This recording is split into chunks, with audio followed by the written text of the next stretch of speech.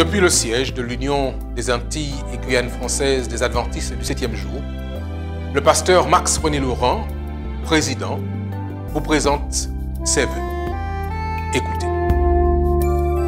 Les chrétiens devaient-ils prendre en compte le changement d'année? Ne devraient-ils pas laisser aux profanes de telles préoccupations? Y a-t-il un intérêt sur le plan spirituel à s'arrêter à de tels événements? Dieu est éternel et de ce fait intemporel.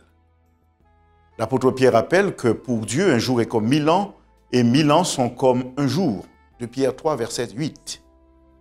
L'homme, lui, est limité dans le temps et dans l'espace.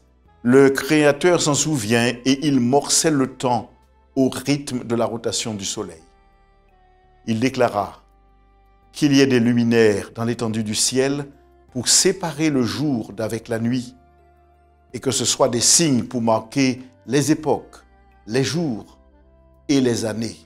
Genèse 1er, verset 14. Ce faisant, on peut penser que les intentions de Dieu étaient multiples.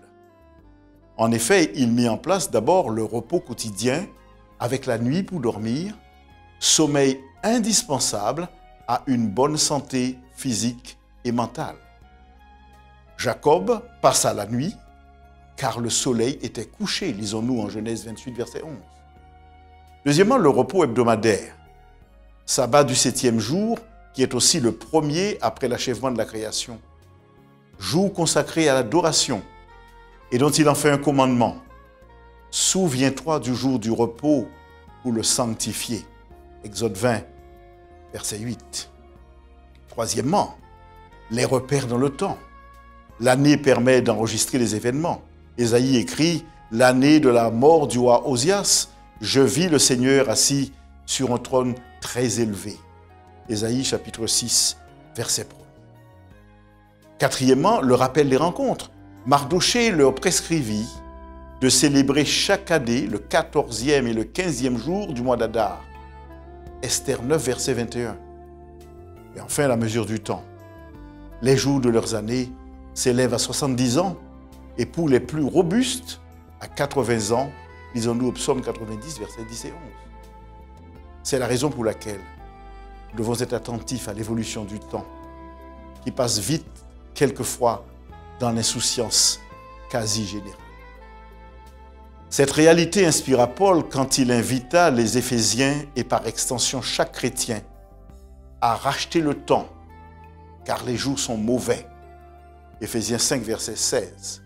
Il faut comprendre ici, ne pas le gaspiller à des futilités, mais se conduire avec circonspection, non comme des insensés, mais comme des sages.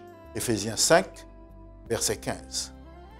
Pour toutes ces raisons, les chrétiens font le choix d'être attentifs à l'évolution du temps et à vivre dans le siècle présent selon la sagesse, la justice et la piété, en attendant la bienheureuse espérance et la manifestation de la gloire du grand Dieu et de notre Seigneur Jésus-Christ, qui marquera le début d'une ère nouvelle et d'un temps qui sera éternel.